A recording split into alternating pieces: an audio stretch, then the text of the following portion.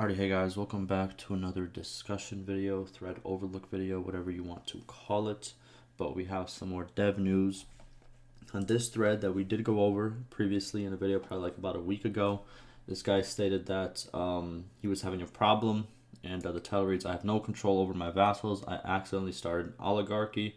And that's pretty much where the ruler doesn't have much power, but the powerful you could say like either like the Senate or a powerful group right under the leader has most of the power. That's kind of what he states. And I've stated before, this is like more like of a game feature, more than just, like a bug or something wrong with the game.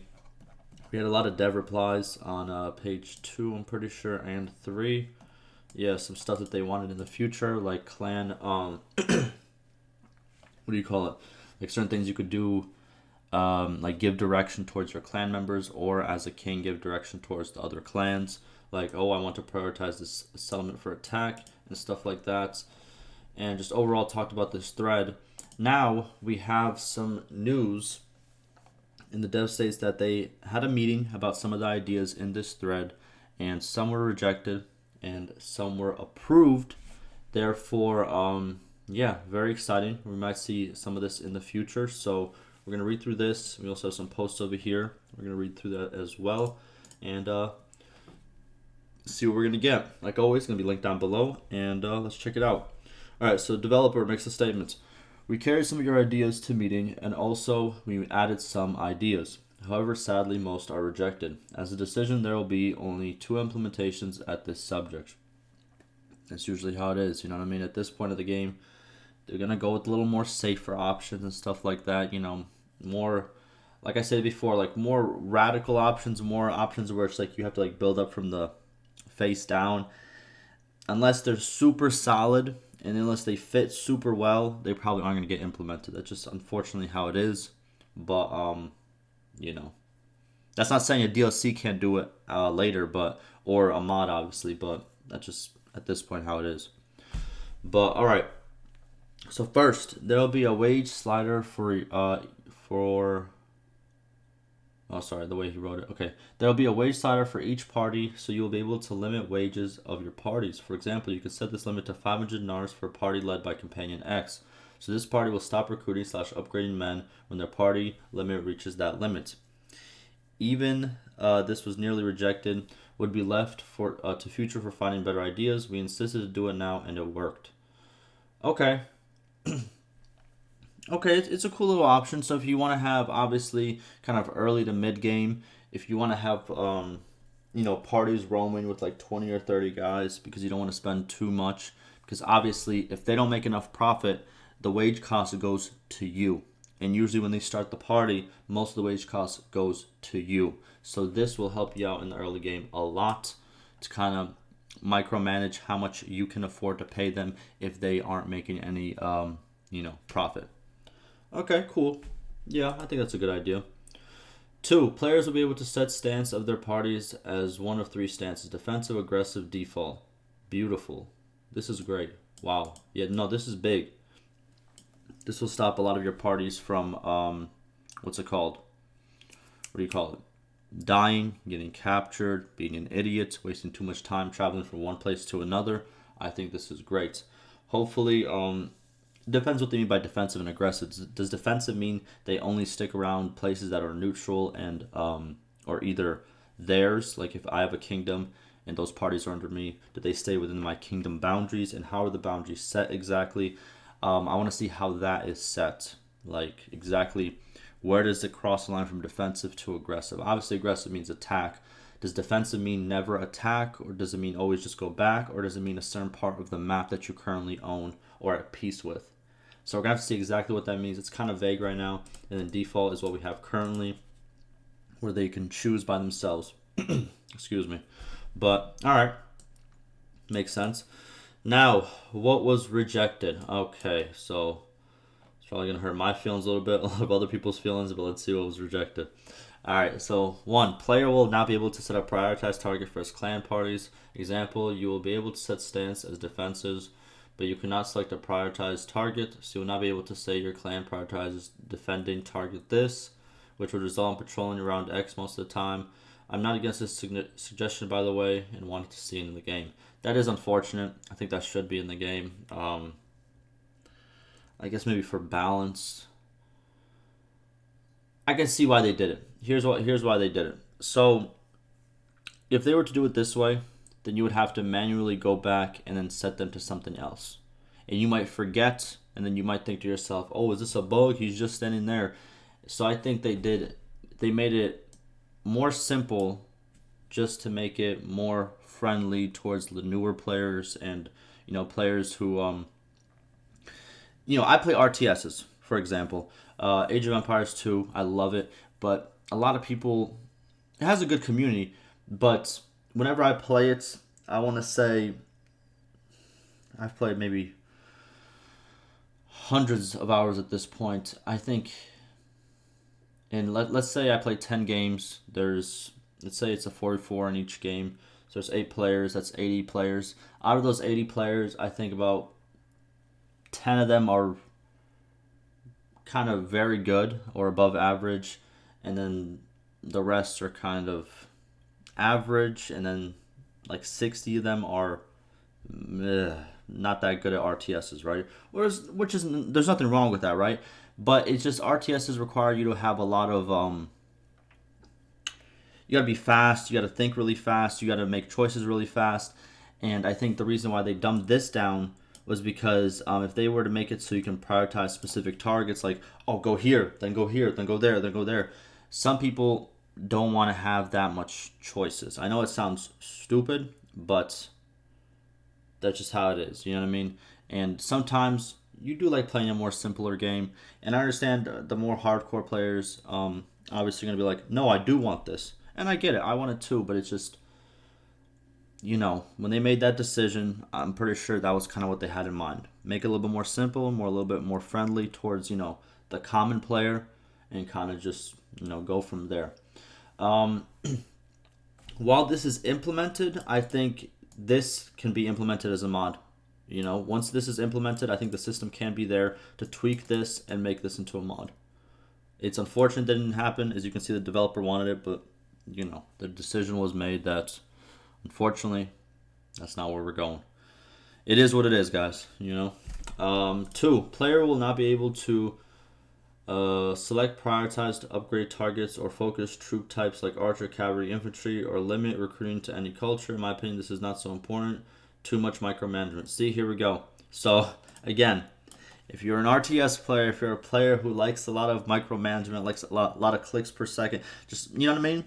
Where, like, it takes a lot of time to, like, learn and just master, regardless of what RTS you play. You can play Age of Empires, you play StarCraft, Warcraft. What else would we got for RTSs?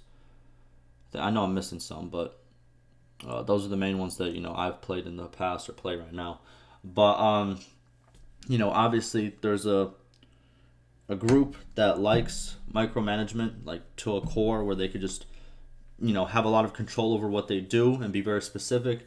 But I think the majority of players currently in the game space like the more simpler and more basic approach, which is, it's unfortunate, but that's just unfortunately what it is. You know what I mean?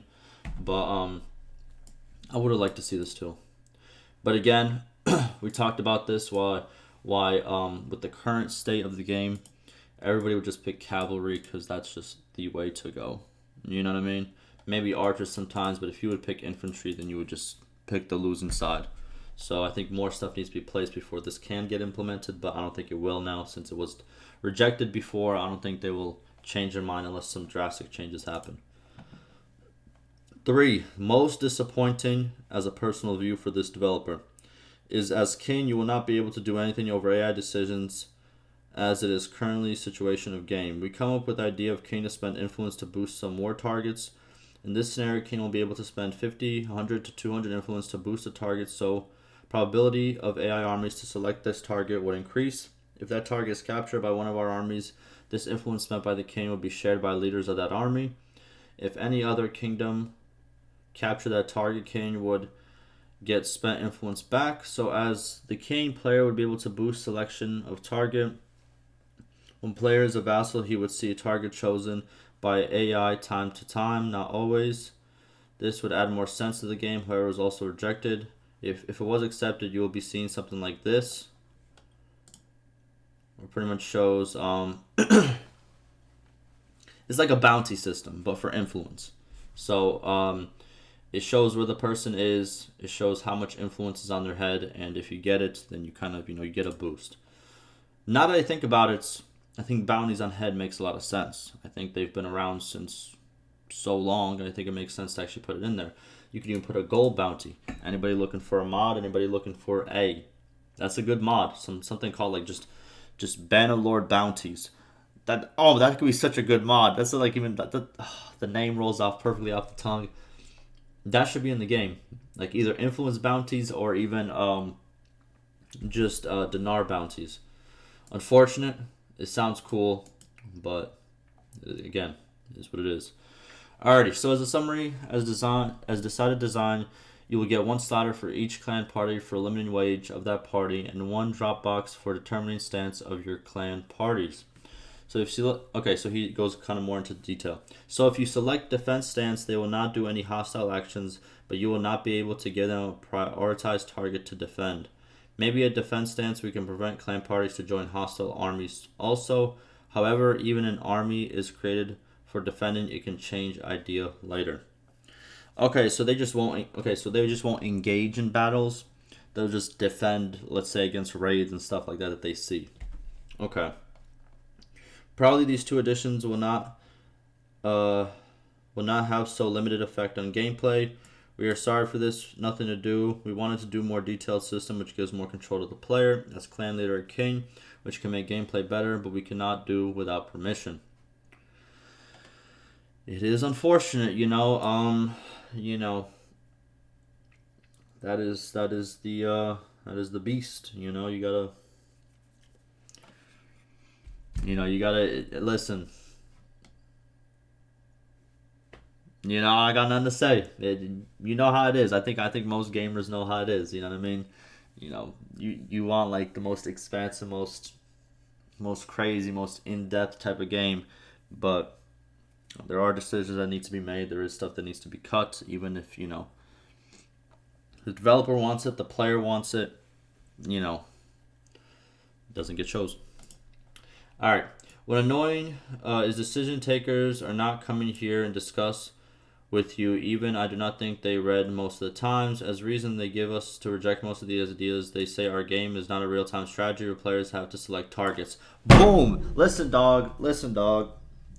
I'll be predicting this. You understand me? I predict this. This is me. Look, I told you, like, this would be more geared towards like a real-time, an RTS type of player. What's it called? Real-time strategy type of player. You know what I mean? Where there's a lot more micromanagement, a lot more stuff you have to think about, a lot more stuff you have control of to get to where you're going, and you can master. And like I stated before, a lot of these ideas were probably rejected because the guys at the top, they wanted a more basic and more experience that a bigger majority that likes the basic gameplay would want to see. Boom. Listen. There it is. Okay. They say AI should always do nearly most logical things, which does not bother players, so players should not spend time and need to select these targets himself or deal with several different micromanagements. Again, they make the decisions, and that's their decisions that they made. I disagree with it. I think that if you own a clan, that if you were the owner of the clan, you should decide how the clan moves. If you were the owner of a kingdom, you should decide how the kingdom moves, and you should have a lot more say in if they decide to do this or that. Because back in the day, if you were under a king, what that king said was law. You know what I mean? If he told you to run into that battle and you have 30 people and the enemy has 200, you run into that battle. Because if you desert, if you don't follow his rule, guess what? You're getting chopped. That's it. Or you're getting imprisoned for life. That's it. Or exiled.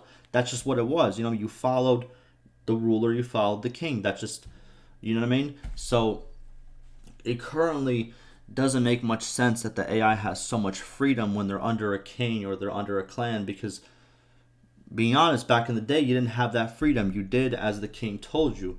In the same way, that even though the developers want this, they have to do as this person tells them. But obviously that's kind of a bad analogy, but I wanted to throw that out there. But yeah, I think there should be a lot more control. I know someone's going to take it into their hands in a mod and is going to go crazy on it. Can't wait to see it. But yeah, I disagree. But again, I'm not the investor. I'm not the big guy in charge. So, I can say whatever I want, but it doesn't hold much weight. You know what I mean? However, my opinion in the current situation of game being King does not make sense because King has no effect over. Bro, I'm telling you, I think of it in my head, and then he thinks of it in his head, and then we just merge. You know what I mean? King has no effect over anything. Also, similar case for clan leader, control over clan parties. So spending time for this stuff is not a big deal for the player. Even he does not want to spend time. Even he does not want to spend time. It can stay at default, which is the current situation. Okay. Then we have everybody can have different ideas over the game. By the way, we cannot know which one is the best, which one best suits the game or improves gameplay. We just make some guesses, so I cannot be sure what is best. I cannot say my view is best. Everybody thinks their ideas are best. However, I personally support rejected 1 through 3, the ideas right here, the 1 through 3 ideas, and want to see them in the game. Maybe some of you think that those rejected ones do not suit the series well, or some of you think similar to me. So these are just personal thoughts. Okay, so you're just covering his tracks. He talked his junk a little bit, you know what I mean? He said what he had to say, and then he had to kind of like add this little excerpt at the end, like, but we're cool though, you know what I mean? You know when you get in an argument with somebody, but that you're cool with, and like you say what you have to say, and in the end you just have to end it with like, we're still cool though, you know what I mean? We can have a little bit different opinion. We're still cool though, you know what I mean? Get a little handshake, like boom, boom, boom, and we're done. Okay, I get it. And he said these can become very good mods over time. Yes, they can. They really can. Okay. So adding these two things will only take 1 to 2 days after UI make needed additions because nothing much is approved. At save time, I will try to do improvements at these times. Cannot guarantee removing all back and forth and will try to reduce. Okay. So you said that these things should be done pretty quick, but at the same time, they'll probably be in the next patch. What is this?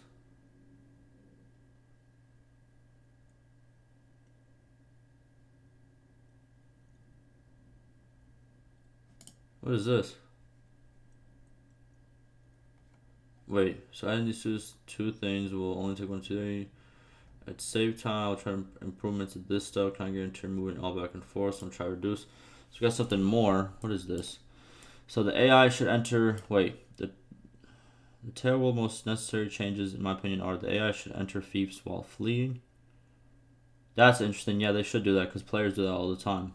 Or if you're fleeing with someone that's bigger, you enter a fief, you waste some time, and they go away. And then 2, AI should have a weird limitation that only one army and party is allowed to perform in a siege. Obviously, they shouldn't hoard it with parties from all over the map and make armies functionally worthless. But if someone is in the area, they should be nothing stopping from supporting them.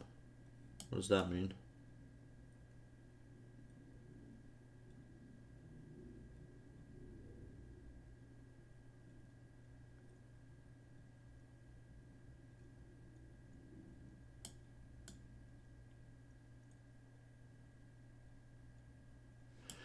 Is he talking about like maybe like I thought about okay, I don't know exactly what he means by that, but what I thought about is what would be cool is what if when you're sieging, let's say a castle or something, right?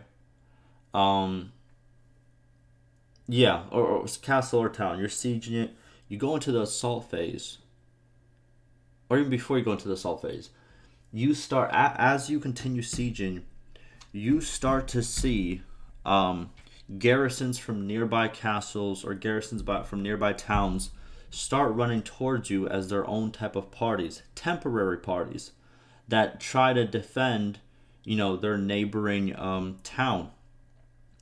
And we can do this based on like reputation you have with the nobles. Let's say you own town A and town B is very close.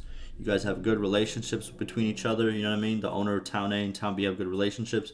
As soon as town A gets attacked, and if it's a very long sieging process, town B will start coming together to help town A.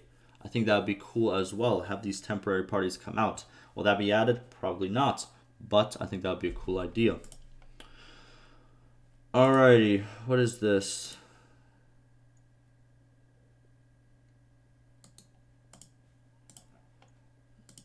Okay, so we have... Okay, so is this what he's talking about? I'm sorry. They should have a weird limitation where one party is allowed to put them in a siege. Obviously, they shouldn't hoard it with all the parties all over the map to make armies functionally worth it, but if someone's in the area, there should be nothing stopping them from supporting. I'm confused exactly what he means by that number 2. It doesn't really make sense to me. I'm guessing AI try and honestly go into this one route rather than find a new route after a few tries. Yeah, that should be fixed too, I think. I think if, let's say if they try it 2 times, then they should kind of like go around, you know what I mean? Or like in this case, they should go this way instead of just keep going back and forth. That makes sense too. Yeah.